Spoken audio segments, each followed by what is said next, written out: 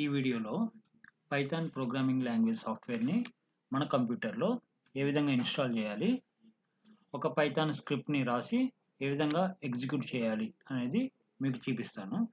ముందుగా పైథాన్ సాఫ్ట్వేర్ని ఇన్స్టాల్ చేయాలి అంటే ఏదైనా ఒక బ్రౌజర్ని ఓపెన్ చేసి www.python.org/downloads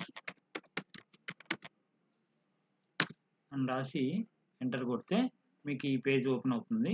దీంట్లో లేటెస్ట్ వర్షన్ డౌన్లోడ్ పైథాన్ 3.11-1 అని ఉంది కదా, దీన్ని డౌన్లోడ్ చేసి ఆ ఎగ్జిక్యూటబుల్ ఫైల్ని ఇన్స్టాల్ చేయాలి. ఓకే, నేను ఆల్రెడీ నా సిస్టంలో ఇన్స్టాల్ చేశాను. సో ఇప్పుడు ఒక ప్రోగ్రామ్ని మనం రాసి ఏ విధంగా ఎగ్జిక్యూట్ చేయాలి అనేది మీకు చూపిస్తాను. ఓకే, ముందుగా ప్రోగ్రామ్ రాయడానికి నేను నోట్ ప్యాడ్ అనే అప్లికేషన్ ఓపెన్ చేస్తున్నాను. సో విండోస్ ఆర్ కొట్టగానే మనకి రన్ డైలాగ్ బాక్స్ వచ్చింది. దీంట్లో నోట్ ప్యాడ్ అని టైప్ చేసి ఓకే అనేది కొడితే మీకు నోట్ ప్యాడ్ ఓపెన్ అవుతుంది. ఇక్కడ ఒక సింపుల్ ప్రోగ్రామ్ రాస్తున్నాను నేను, ప్రింట్ హలో వరల్డ్ అని రాస్తున్నాను. ఓకే, దీన్ని నేను సేవ్ చేస్తున్నాను.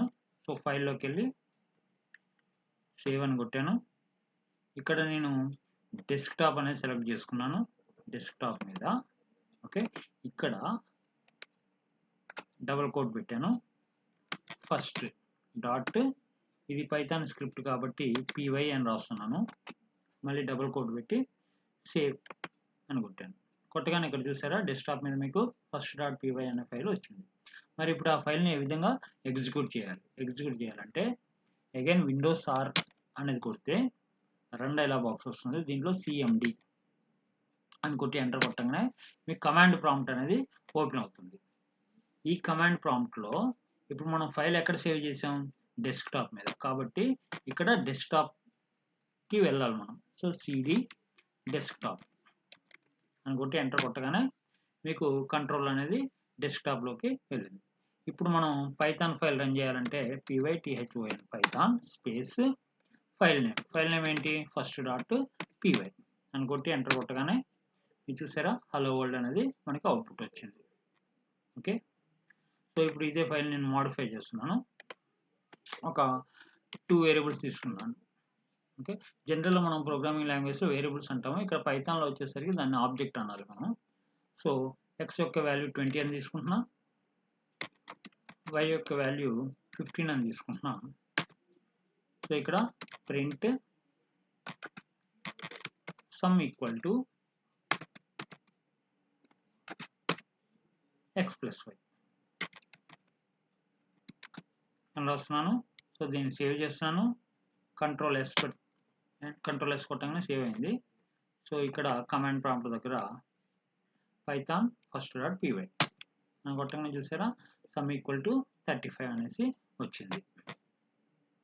ఓకే, సో ఇక్కడ x వాల్యూ 20, y వాల్యూ 15 అని డైరెక్ట్గా తీసుకున్నాను. అట్లా తీసుకోకుండా మనం ఏం చేయొచ్చు అంటే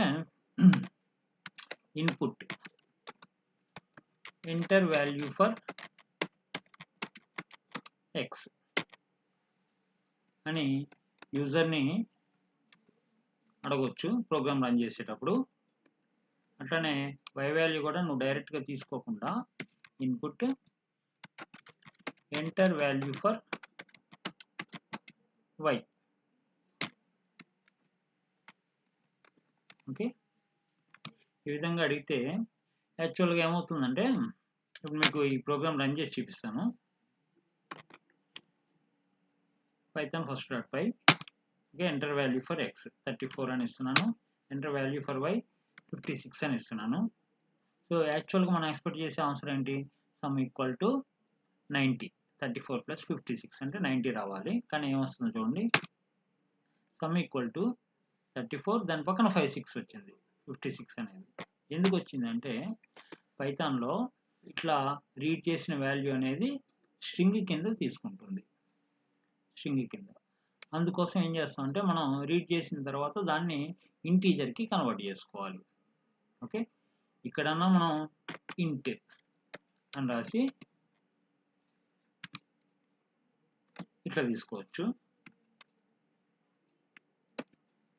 ఓకే, అంటే రీడ్ చేసిన స్ట్రింగ్ని ఇంటీజర్ కింద కన్వర్ట్ చేస్తున్నాం మనం ఇక్కడ.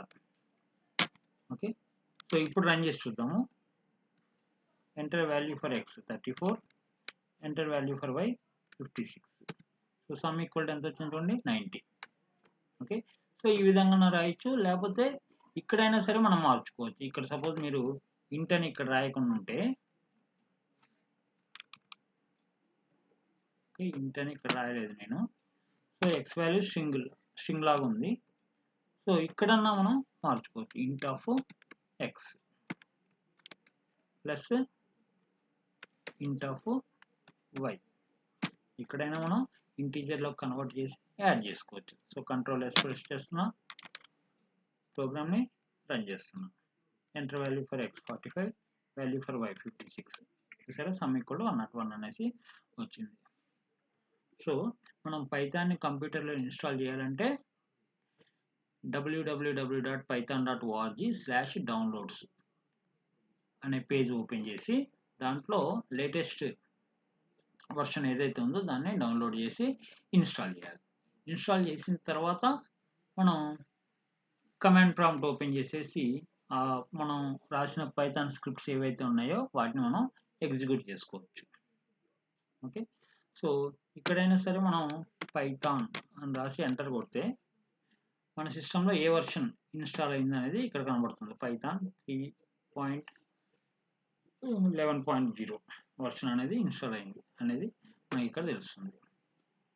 ఓకే, సో ఇక్కడైనా మీరు డైరెక్ట్గా మనం ప్రోగ్రామ్ అనేది ఇక్కడ స్టేట్మెంట్ బై స్టేట్మెంట్ ఎగ్జిక్యూట్ చేసుకోవచ్చు. సపోజ్ ఇక్కడ చూడండి, ఎక్స్ ఈక్వల్ టు 90 అని తీసుకుంటున్నాం, నెక్స్ట్ వై ఈక్వల్ టు 12 అని తీసుకుంటున్నాం.